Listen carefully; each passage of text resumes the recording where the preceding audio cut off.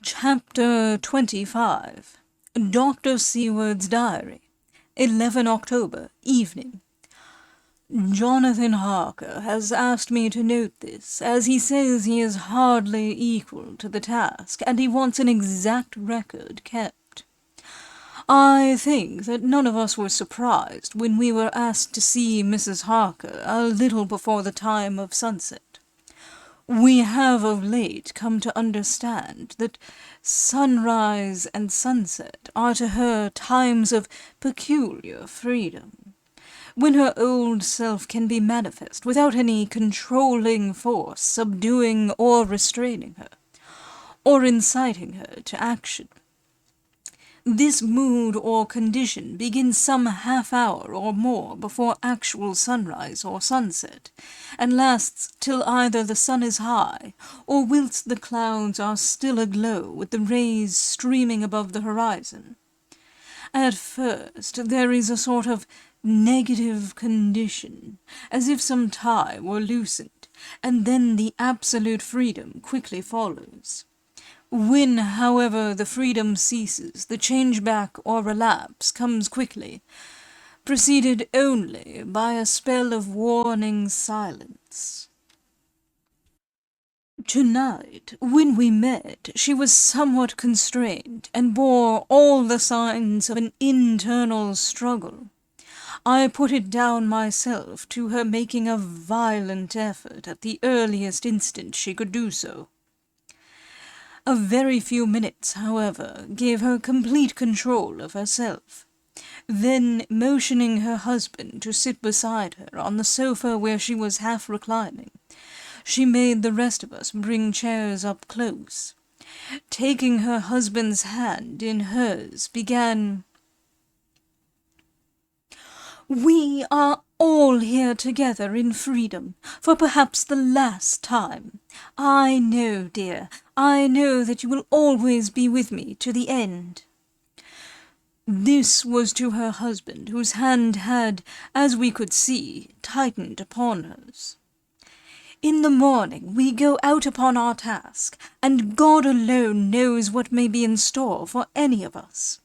You are going to be so good to me as to take me with you. I know that all that brave, earnest men can do for a poor, weak woman, whose soul perhaps is lost, no, not yet, but is, at any rate, at stake, you will do. But you must remember that I am not as you are. There is a poison in my blood, in my soul, which may destroy me, which must destroy me, unless some relief comes to us. Oh, my friends, you know as well as I do that my soul is at stake, and though I know there is one way out for me, you must not and I must not take it." She looked appealingly to us all in turn, beginning and ending with her husband. "What is that way?" asked Van Helsing in a hoarse voice. "What is that way, which we must not, may not take?" "That I may die now, either by my own hand or that of another, before the greater evil is entirely wrought. I know, and you know, that were I once dead, you could and would set free my immortal spirit, even as you did my poor Lucy's. Were death, or the fear of death, the only thing that stood in the way, I would not shrink to die here, now, amidst the friends who love me. But death is not all. I cannot believe that to die in such a case, when there is hope before us and a bitter task to be done, is God's will.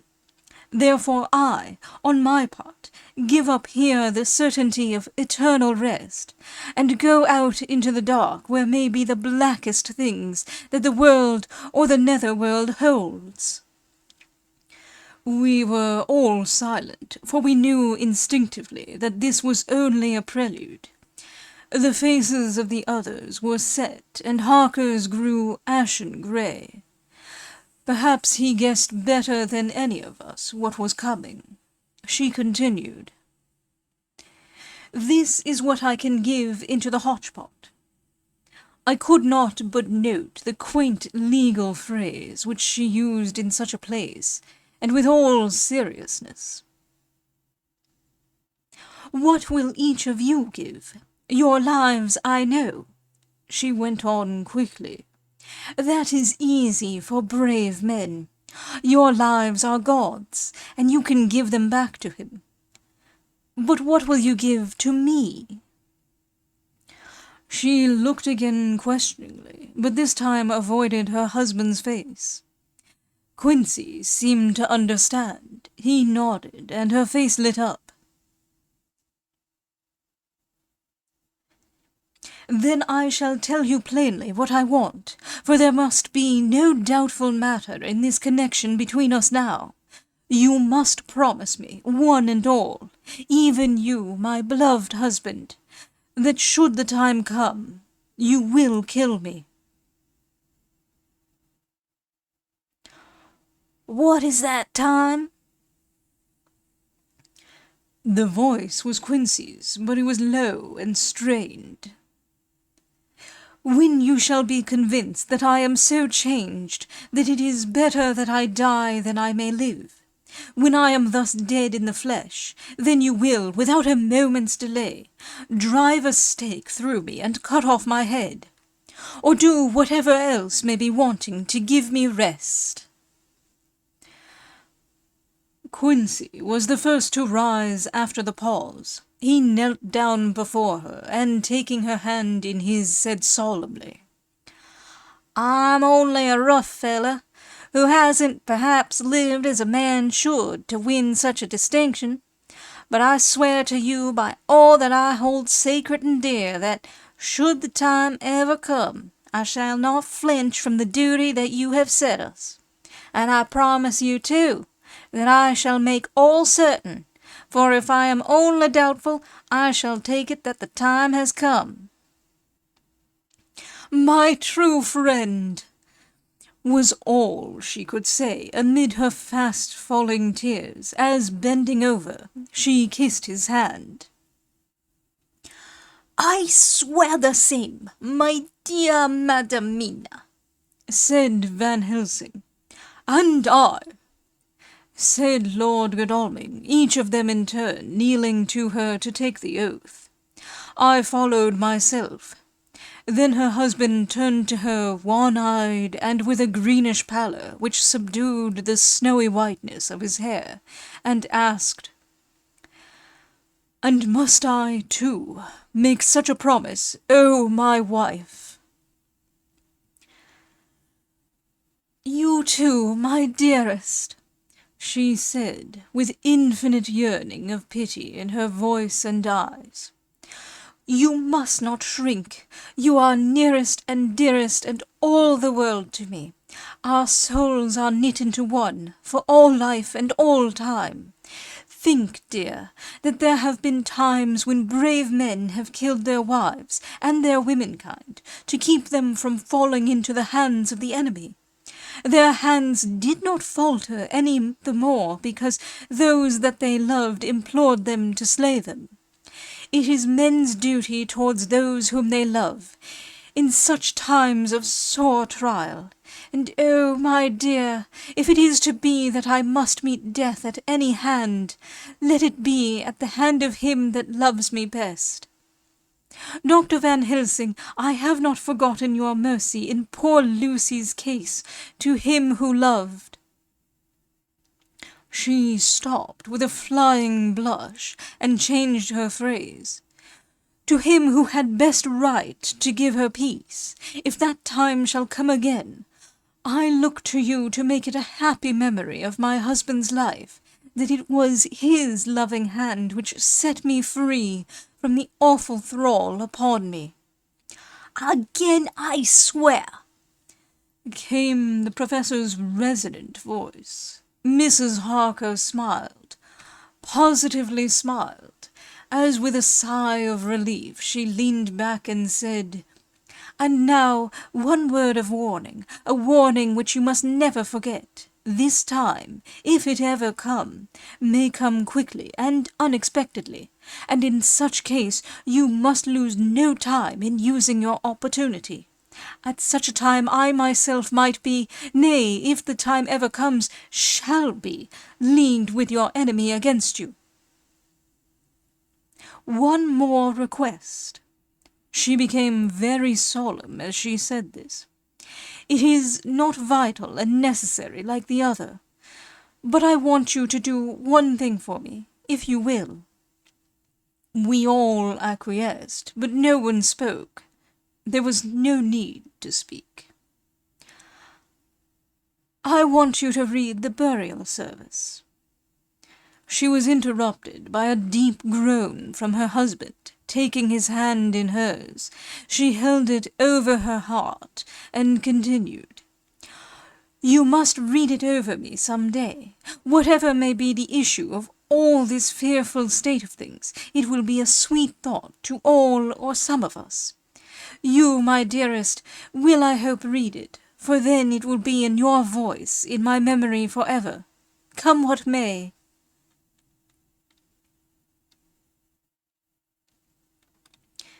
"But, oh, my dear one," he pleaded, "death is afar off from you." "Nay," she said, holding up a warning hand, "I am deeper in death at this moment than if the weight of an earthly grave lay heavy upon me. Oh, my wife, must I read it?" he said, before he began.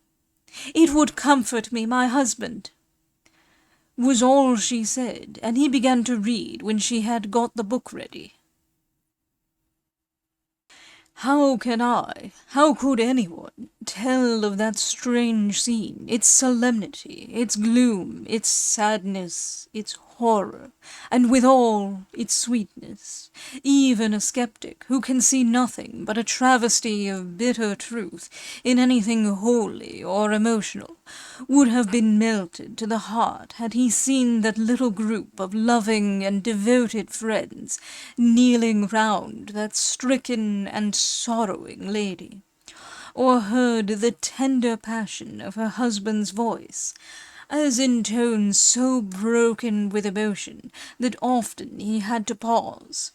He read the simple and beautiful service from the burial of the dead. I cannot go on. Words and voice fail me. She was right in her instinct, strange as it all was, bizarre as it may hereafter seem, even to us who felt its potent influence at the time. It comforted us much, and the silence, which showed Mrs. Harker's coming relapse from her freedom of soul, did not seem so full of despair to any of us as we had dreaded. Jonathan Harker's Journal, 15 October, Varna. We left Charing Cross on the morning of the 12th, got to Paris the same night, and took the places secured for us in the Orient Express. We travelled night and day, arriving here at about 5 o'clock. Lord Godalming went to the consulate to see if any telegram had arrived for him, whilst the rest of us came on to this hotel, the Odysseus. The journey may have had incidents. I was, however, too eager to get on to care for them. Until the Tsarina Catherine comes into port, there will be no interest for me in anything in the wide world. Thank God, Mina is well, and looks to be getting stronger. Her colour is coming back. She sleeps a great deal. Throughout the journey she slept nearly all the time. Before sunrise and sunset, however, she is very wakeful and alert, and it has become a habit for Van Helsing to hypnotize her at such times. At first some effort was needed, and he had to make many passes, but now she seems to yield at once, as if by habit, and scarcely any action is needed. He seems to have power at these particular moments to simply will, and her thoughts obey him. He always asks her what she can see and hear.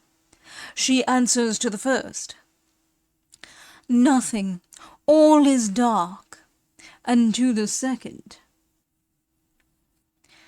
"I can hear the waves lapping against the ship, and the water rushing by. Canvas and cordage strain, and masts and yards creak. The wind is high, I can hear it in the shrouds, and the bow throws back the foam. It is evident that the Tsarina Catherine is still at sea, hastening on her way to Varna. Lord Godalming has just returned. He had 4 telegrams, 1 each day since we started, and all to the same effect, that the Tsarina Catherine had not been reported to Lloyd's from anywhere. He had arranged before leaving London that his agent should send him every day a telegram saying if the ship had been reported. He was to have a message even if she were not reported, so that he might be sure that there was a watch being kept at the other end of the wire. We had dinner and went to bed early. Tomorrow we are to see the Vice-Consul, and to arrange, if we can, about getting on board the ship as soon as she arrives. Van Helsing says that our chance will be to get on the boat between sunrise and sunset. The Count, even if he takes the form of a bat, cannot cross the running water of his own volition, and so cannot leave the ship, as he dare not change to man's form without suspicion, which he evidently wishes to avoid. He must remain in the box. If then we can come on board after sunrise, he is at our mercy, for we can open the box and make sure of him, as we did of poor Lucy, before he wakes. What mercy he shall get from us will not count for much. We think that we shall not have much trouble with officials or the seamen. Thank God! This is the country where bribery can do anything, and we are well supplied with money. We have only to make sure that the ship cannot come into port between sunset and sunrise without our being warned, and we shall be safe. Judge Moneybag will settle this case, I think. 16 October. Mina's report still the same. Lapping waves and rushing water. Darkness and favouring winds. We are evidently in good time, and when we hear of the Tsarina Catherine, we shall be ready. As she must pass the Dardanelles, we are sure to have some report. 17 October. Everything is pretty well fixed now, I think, to welcome the Count on his return from his tour. Godalming told the shippers that he fancied that the box sent aboard might contain something stolen from a friend of his, and got a half-consent that he might open it at his own risk. The owner gave him a paper telling the captain to give him every facility in doing whatever he chose on board the ship, and also a similar authorization to his agent at Varna. We have seen the agent, who was much impressed with Godalming's kindly manner to him, and we are all satisfied that whatever he can do to aid our wishes will be done. We have already arranged what to do in case we get the box open. If the Count is there, Van Helsing and Seward will cut off his head at once and drive a stake through his heart. Morris and Godalming and I shall prevent interference, even if we have to use the arms which we shall have ready. The Professor says that if we can so treat the Count's body, it will soon after fall into dust. In such case, there would be no evidence against us, in case any suspicion of murder were aroused. But even if it were not, we should stand or fall by our act, and perhaps some day this very script may be evidence to come between some of us and a rope. For myself, I should take the chance only too thankfully if it were to come. We mean to leave no stone unturned to carry out our intent.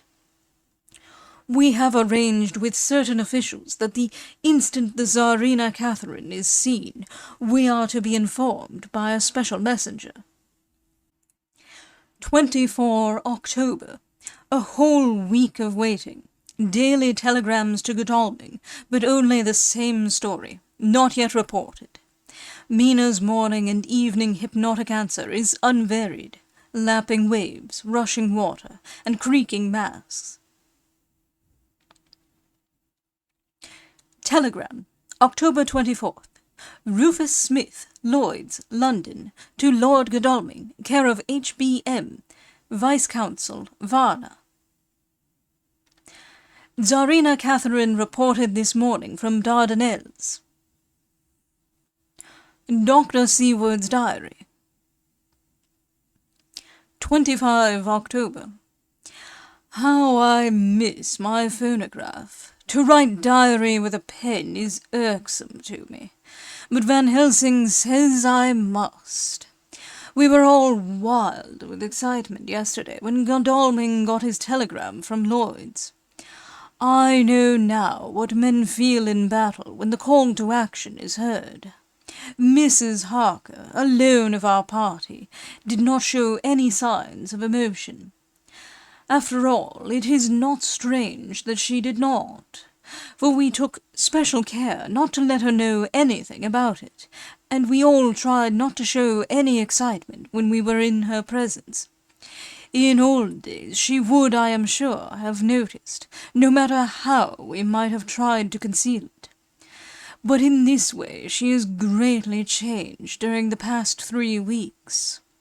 The lethargy grows upon her, and though she seems strong and well, and is getting back some of her colour, Van Helsing and I are not satisfied. We talk of her often. We have not, however, said a word to the others. It would break poor Harker's heart, certainly his nerve, if he knew that we had even a suspicion on the subject. Van Helsing examines, he tells me, her teeth very carefully, whilst she is in the hypnotic condition, for he says that so long as they do not begin to sharpen, there is no active danger of a change in her. If this change should come, it would be necessary to take steps.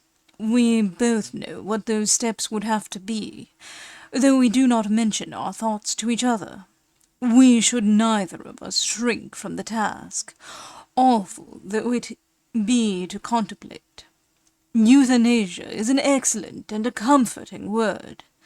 I am grateful to whoever invented it. It is only about 24 hours' sail from the Dardanelles to here, at the rate the Tsarina Catherine has come from London. She should therefore arrive some time in the morning, but as she cannot possibly get in before then, we are all about to retire early.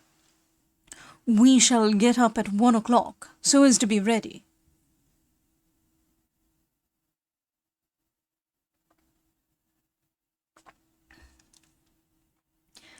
"25 October, noon.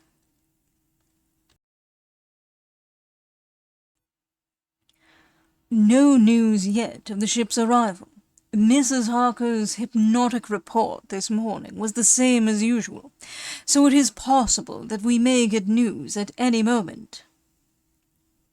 We men are all in a fever of excitement, except Harker, who is calm. His hands are cold as ice, and an hour ago I found him wetting the edge of the great Gurkha knife, which he now always carries with him. It will be a bad lookout for the Count if the edge of that kukri ever touches his throat, driven by that stern, ice-cold hand. Van Helsing and I were a little alarmed about Mrs. Harker today. About noon she got into a sort of lethargy which we did not like. Although we kept silence to the others, we were neither of us happy about it. She had been restless all the morning, so that we were at first glad to know that she was sleeping. When, however, her husband mentioned casually that she was sleeping so soundly that he could not wake her, we went to her room to see for ourselves. She was breathing naturally and looked so well and peaceful that we agreed that the sleep was better for her than anything else. Poor girl, she has so much to forget that it is no wonder that sleep, if it brings oblivion to her, does her good. Later, our opinion was justified, for when, after a refreshing sleep of some hours, she woke up, she seemed brighter and better than she had been for days. At sunset she made the usual hypnotic report. Wherever he may be in the Black Sea, the Count is hurrying to his destination. To his doom, I trust. 26 October. Another day, and no tidings of the Tsarina Catherine. She ought to be here by now. That she is still journeying somewhere is apparent, for Mrs. Harker's hypnotic report at sunrise was still the same. It is possible that the vessel may be lying by, at times, for fog. Some of the steamers which came in last evening reported patches of fog, both to north and south of the port. We must continue our watching, as the ship may now be signalled at any moment. 27 October, noon. Most strange. No news yet of the ship we wait for. Mrs. Harker reported last night and this morning, as usual. Lapping waves and rushing water, though she added that the waves were very faint. The telegrams from London have been the same. No further report. Van Helsing is terribly anxious, and told me just now that he fears the Count is escaping us. He added significantly, I did not like that lethargy of Madame Mina's. Souls and memories can do strange things during trance. I was about to ask him more, but Harker just then came in, and he held up a warning hand. We must try tonight at sunset to make her speak more fully when in her hypnotic state. 28 October. Telegram. Rufus Smith, London, to Lord Godalming, care H.B.M. Vice-Consul, Varna. Tsarina Catherine reported entering Galatz at 1 o'clock today. Dr. Seward's Diary, 28 October. When the telegram came announcing the arrival in Galatz, I do not think it was such a shock to any of us as might have been expected. True, we did not know whence or how or when the bolt would come, but I think we all expected that something strange would happen. The delay of arrival at Varna made us individually satisfied that things would not be just as we had expected. We only waited to learn where the change would occur. None the less, however, was it a surprise. I suppose that nature works on such a hopeful basis that we believe against ourselves that things will be as they ought to be, not as we should know that they will be. Transcendentalism is a beacon to the angels, even if it be a will-o'-the-wisp to man.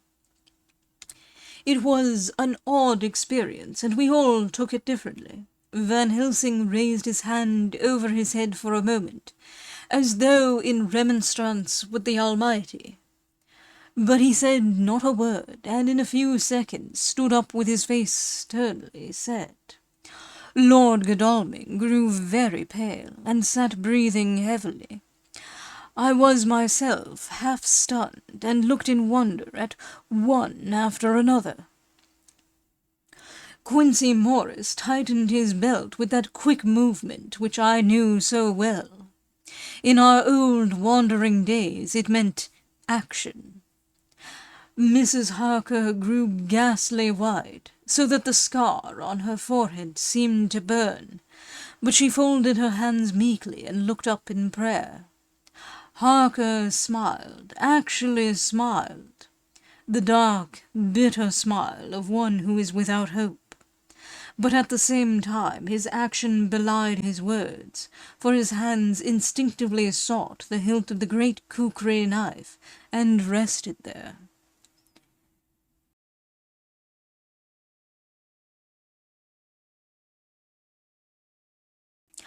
When does the next train start for Galatz? Said Van Helsing to us generally. At 6:30 tomorrow morning. We all started, for the answer came from Mrs. Harker. How on earth do you know? Said Aunt.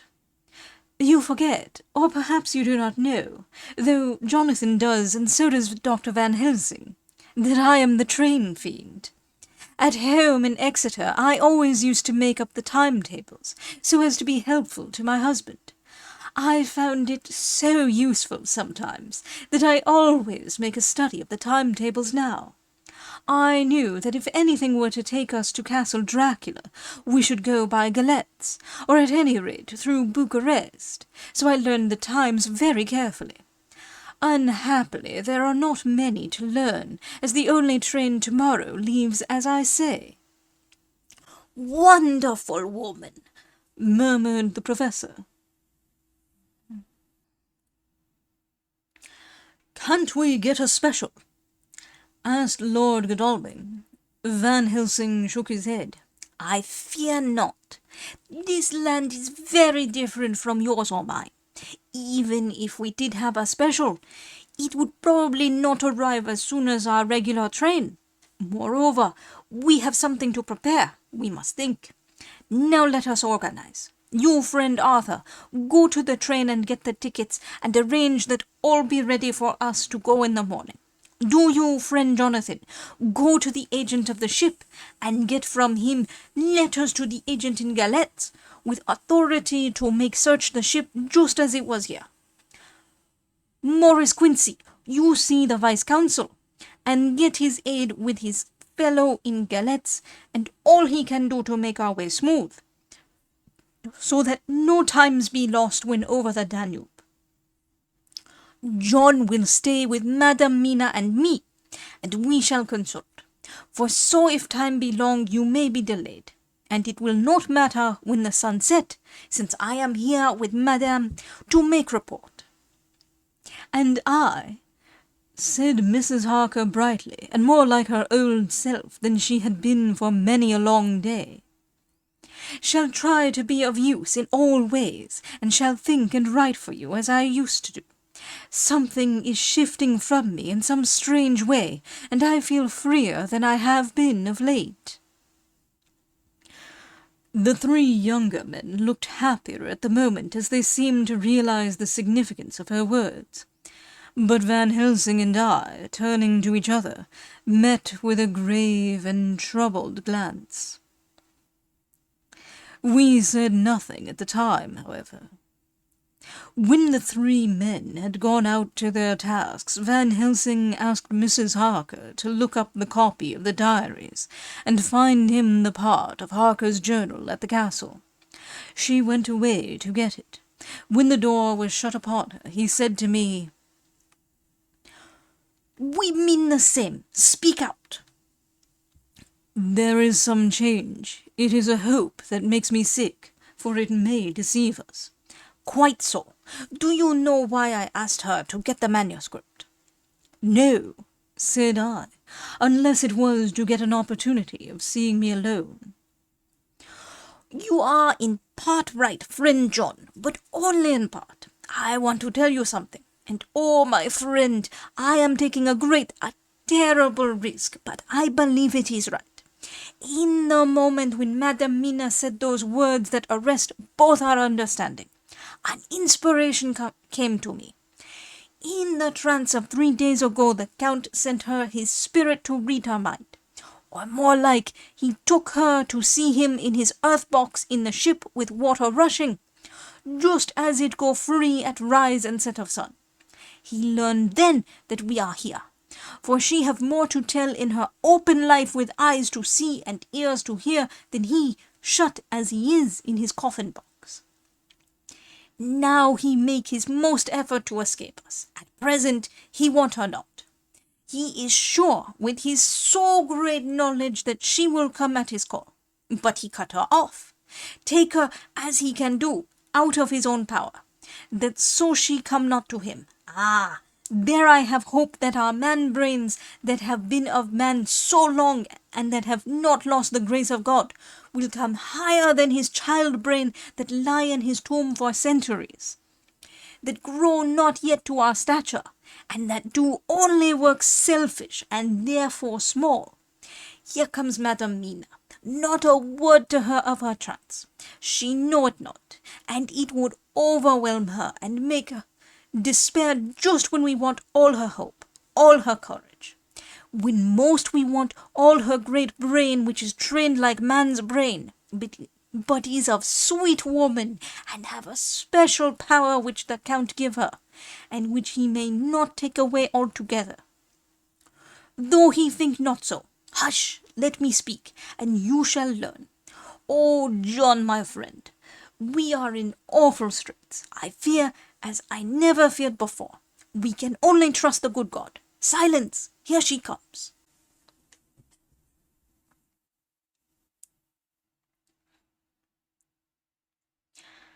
I thought the professor was going to break down and have hysterics, just as he had when Lucy died, but with a great effort he controlled himself and was at perfect nervous poise when Mrs. Harker tripped into the room. Bright and happy-looking and, in the doing of work, seemingly forgetful of her misery. As she came in, she handed a number of sheets of typewriting to Van Helsing. He looked over them gravely, his face brightening up as he read. Then, holding the pages between his finger and thumb, he said,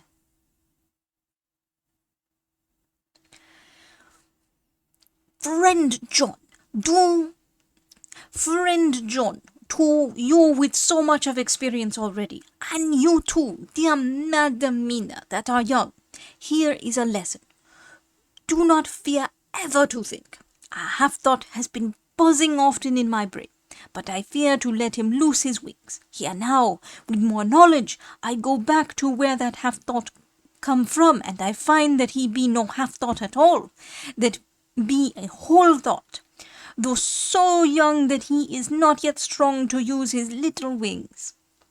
Nay, like the ugly duck of my friend Hans Andersen, he be no duck thought at all, but a big swan thought that sail nobly on big wings, when the time come for him to try them.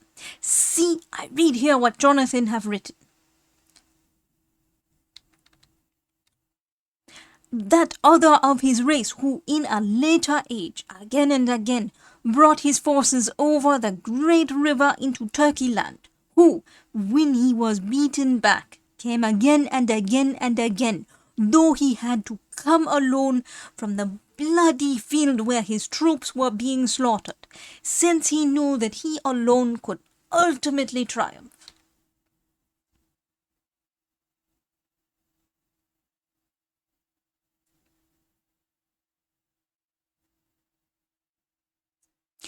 What does this tell us? Not much? No! The Count's child thought see nothing, therefore he speaks so free. Your man thought see nothing, my man thought see nothing till just now. No, but there comes another word from someone who speak without thought, because she too know not what it mean, what it might mean. Just as there are elements which rest, yet when in nature's course they move on their way and they touch, then poof! And there comes a flash of light, heaven wide, that blind and kill and destroy some, but that show up all earth below for leagues and leagues. Is it not so? Well, I shall explain. To begin, have you ever studied the philosophy of crime? Yes and no. You, John, yes, for it is a study of insanity. You, no, Madam Mina, for crime touch you not but once. Still, your mind works true, and argues not a particulari ad universale. There is this peculiarity in criminals. It is so constant in all countries and at all times that even police, who know not much from philosophy, come to know it empirically. That is to be empiric. The criminal always works at one crime. That is the true criminal who seems predestinate to crime, and who will of none other. This criminal has not full man brain. He is clever and cunning and resourceful, but he be not of man's stature as to brain. He be of child brain in much. Now this criminal of ours is predestinate to crime also. He too have child brain, and it is of the child to do what he have done.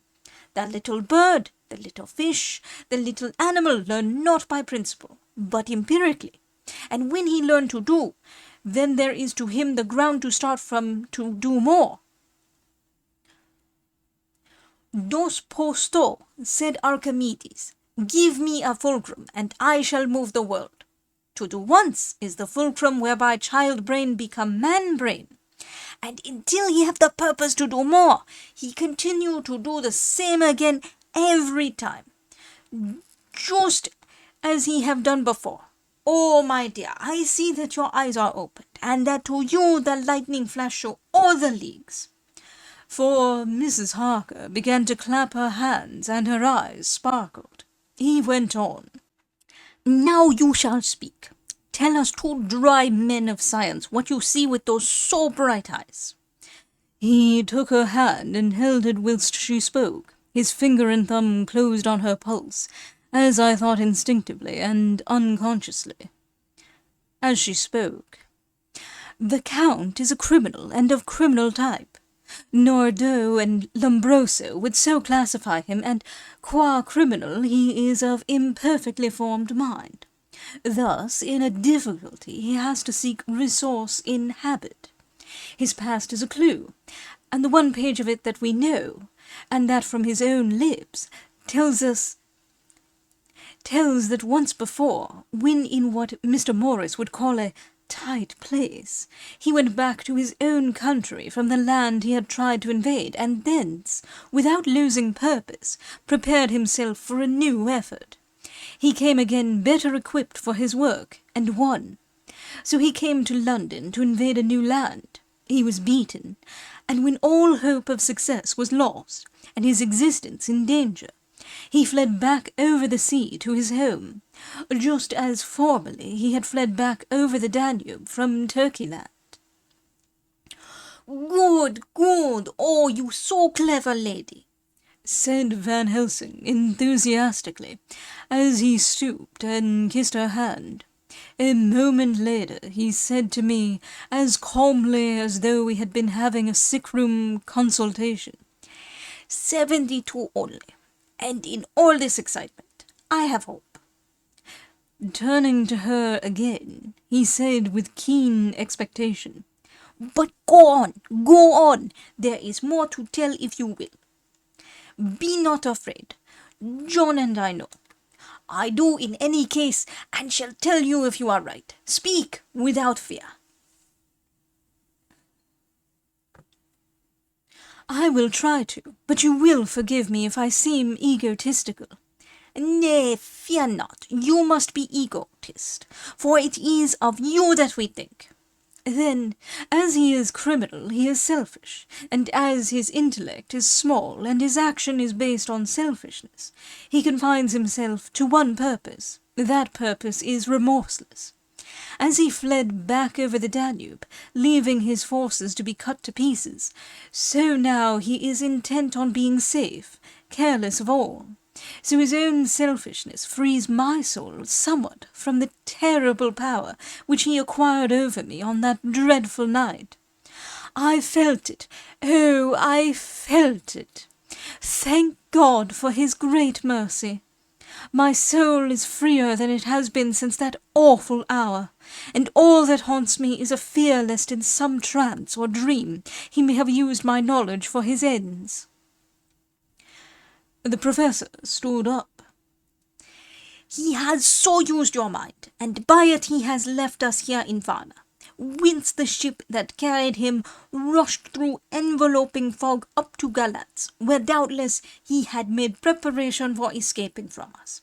But his child mind only saw so far, and it may be that, as ever is in God's providence, the very thing that the evildoer most reckoned on for his selfish good turns out to be his chiefest harm. The hunter is taken in his own snare, as the great psalmist says. For now that he think he is free from every trace of us all, and that he has escaped us with so many hours to him, then his selfish child brain will whisper him to sleep. He think too that as he cut himself off from knowing your mind, there can be no knowledge of him to you. There is where he fail. That terrible baptism of blood which he give you makes you free to go to him in spirit, as you have as yet done in your times of freedom, when the sun rises it. At such times you go by my volition and not by his, and this power to good of you and others, as you have won from your suffering at his hands. This is now all the more precious that he know it not, and to God himself have even cut himself off from his knowledge of our where. We, however, are not selfish, and we believe that God is with us through all this blackness and these many dark hours. We shall follow him, and we shall not flinch, even if we peril ourselves that we become like him. Friend John, this has been a great hour, and it have done much to advance us on our way. You must be scribe and write him all down, so that when the others return from their work, you can give it to them. Then they shall know as we do. And so I have written it whilst we wait their return. And Mrs. Harker has written with her typewriter all since she brought the manuscript to us.